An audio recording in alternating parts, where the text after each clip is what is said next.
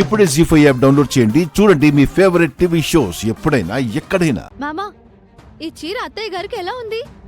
Super గా ఉంది సీత. మా పిన్నికి తగ్గట్లుగా ఉంది. అత్తయ్య, దీన్ని మీకోసమే ప్రత్యేకంగా తెప్పించాను. దీన్ని మీరు కొని బోణి చేయాలి. ఈ తొలి చీర మీరే కొనాలి.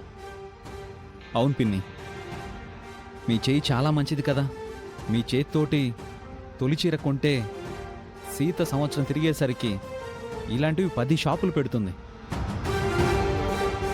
అర్చన, అవి షాపులు అనుకుంటున్నాడా, కోడిగుడ్లు అనుకుంటున్నాడా అన్ని పెట్టడానికి? నెక్స్ట్ ఇయర్ వరకు ఈ ఒక్క షాప్ రన్ చేస్తే అదే ఎక్కువ. సరే రామ్, అలాగే కొంటాను. ప్రైజ్ ఎంత సీత? ఎంతో కాదత్తయ్య, మీ రేంజ్కు తగ్గట్టు జస్ట్ 60,000 మాత్రమే. 60,000? ఏమత్తయ్య, తక్కువ చెప్పానా? ఆహా, నీకు అలా అర్థమైందా సీత? అంటే మహాలక్ష్మి అత్తయ్య ఆ రేంజ్ చీరలు తప్ప తక్కువ రేటు చీరలు కట్టదు కదా అని. అవును, ఆ మధ్య సీత ఓ శారీ తీసుకొస్తే పిన్ని అది తన రేంజ్ శారీ కాదని ఫీల్ అయింది. అందుకే మామా, నేను ఈసారి ఆ తప్పు చేయలేదు. అత్తయ్యకు తగ్గ చీరనే ఇచ్చాను. తీసుకోండి అత్తయ్య. తీసుకో మహా. తొలి బేరం నువ్వే చేసి సీతకు బోణి ఇవ్వు.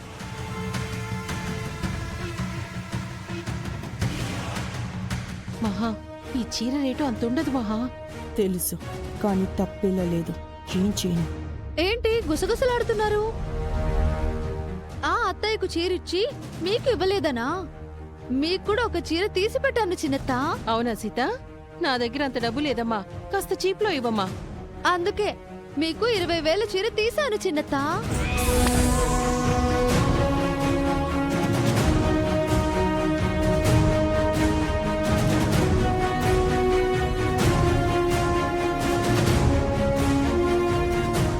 ఇది 20,000? ఇంకా చీపుగా కావాలా చిన్నత్త? 25,000లో ఇంకొకటి ఉంది. చీప్ అని ఇంకా రేట్ పెంచుతావేంటి సీత? రేంజ్ ముఖ్యం కానీ రేటుదేముంది చిన్నమావయ్య. నీ షాప్ చాలా కాస్ట్లీ సీత. ఇక్కడ శారీలు కొనాలంటే మధ్యతరగతి వాళ్ళ శాలరీస్ సరిపోవు. మరి మహాలక్ష్మి గారి కోడలు బొటిక్ అంటే ఆ మాత్రం ఉండాలి కదా మావయ్య. బోని ఇవ్వండి అత్తయ్య.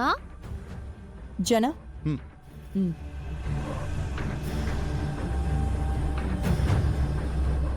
మా 2 చీరలకి తీసుకో. మొత్తం 80,000. మొదటి బేరం అద్దిరింది సీత. అవును మామా, రోజు ఈ రేంజ్లో వ్యాపారం జరిగితే నువ్వన్నట్టు సంవత్సరం తిరిగేలోపు 10 షాపులు తెరవచ్చు. వ్యాపారం చేసినట్లేదు, దోపిడీ చేసినట్టుంది. మామా, ఈ డబ్బులు నీ చేతులతో గల్లాపెట్టెలో వెయ్యి.